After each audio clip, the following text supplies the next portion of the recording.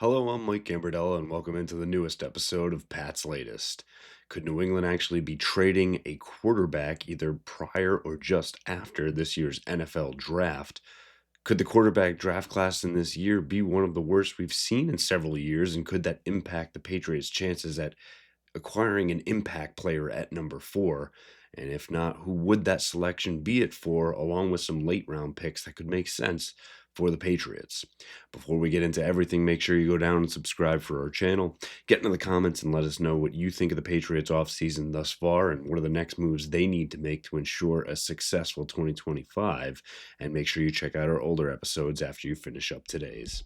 We start off looking at that potential trade as the New England Patriots have indeed received trade calls for backup quarterback Joe Milton, the sixth-round pick last year, who was slotted well behind Drake May and obviously Jacoby Brissett as the starter last year before Drake May took over.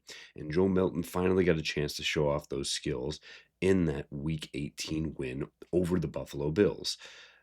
Joe looked absolutely great, living up to the moniker Bazooka Joe, running around the field, showing off his legs as well as an impressive arm, and making some smart decisions throughout. His athleticism shone through, even against Buffalo's second stringers, and with a weak draft class, to put it lightly, the quarterback position is very much up for grabs, and an NFL team could deem Joe Milton a worthy successor to some of the quarterbacks going either late in the first round or day two picks as a young quarterback they'd like to build around. Now, why wouldn't you want to give up a second or third rounder as a guy that has already shown he can produce at the NFL level? Obviously, there are going to be a lot of questions around it. You even look at somebody like Anthony Richardson, who just a short few years ago went number 4 overall to the Colts and is now in an open competition with Daniel Jones for a starting job.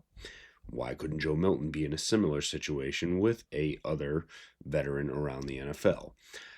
Again, I don't expect the Patriots to make a move, and I think most NFL teams would be unwise at this point to offer anything more than a fourth rounder. A third could leak through, and then Elliott Wolf, Mike Vrabel, and Robert Kraft would have an interesting decision ahead of them.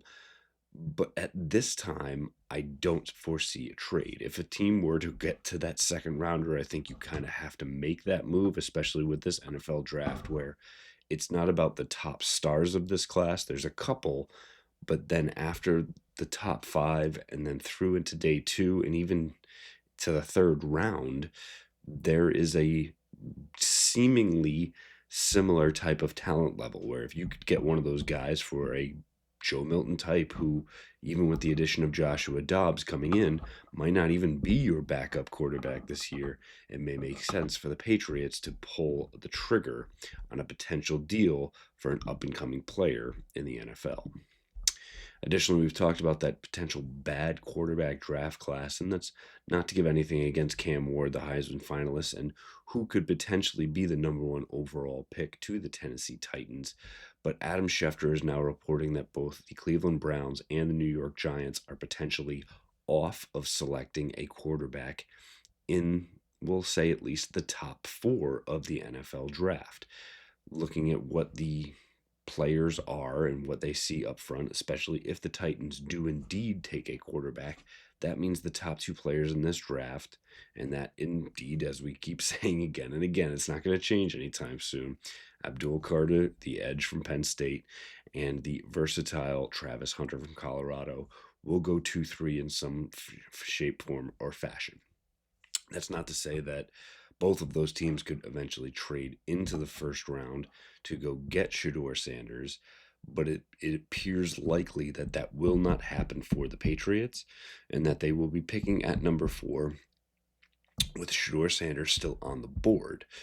And after those two teams pass, it becomes very unlikely that a team like the Las Vegas Raiders, the New York Jets, any of the other quarterback needy teams would trade up at that time. They might try to see, does Shedeur start to slide back and get him at a lower cost point. This is not how, unfortunately, we saw it playing out 2 weeks ago, as we saw that the Giants are seemingly in and a potential Shedeur Sanders relationship, But after signing two quarterbacks with Russell Wilson and Jameis Winston now on the roster, it appears that they're ready to move forward with them and potentially be in the running for Arch Manning in 2026. And the same thing for the Cleveland Browns, adding Kenny Pickett into the fold and maybe waiting on a late first round quarterback, perhaps someone like Jackson Dart, while also getting a top flight caliber draft pick makes too much sense to play out.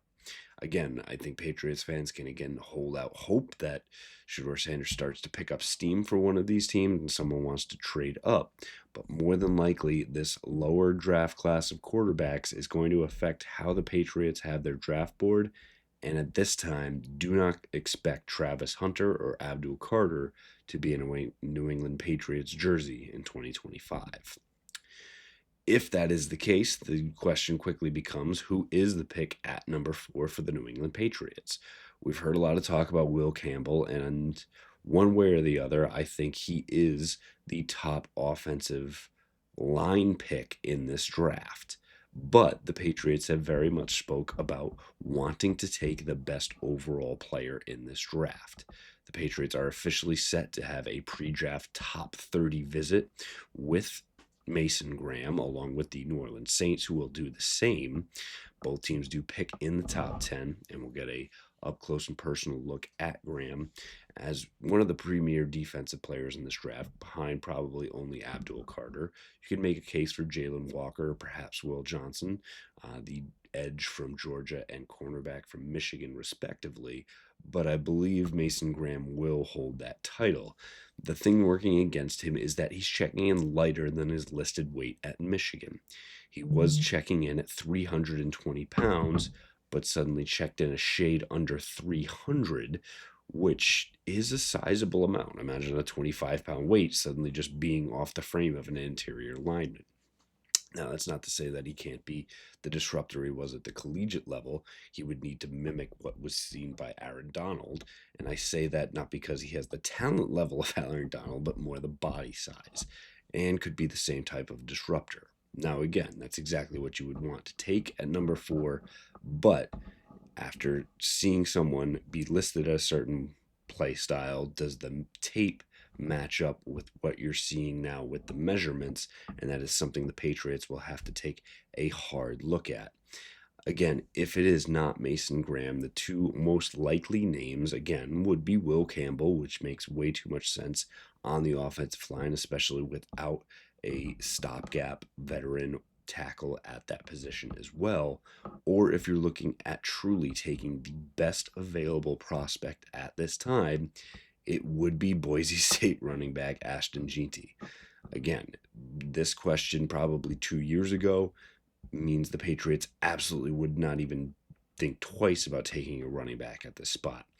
Seeing Saquon Barkley change the fortunes of the Philadelphia Eagles last season, and seeing younger running backs like Bijan Robinson be able to make true impacts after being selected in the top 10 in the NFL draft, the Patriots should give a solid look to Jeanty and say, could we actually make this work if we're able to put the offensive line in front of him and further take pressure off of our second-year quarterback in Drake May and try and make life a little bit easier for him. Patriots really will have an interesting decision on which way they want to go with number 4, and it will be the talk of the next 4 weeks before we get into the NFL draft. Speaking of the draft and getting into that late first round and early second, if the Patriots are able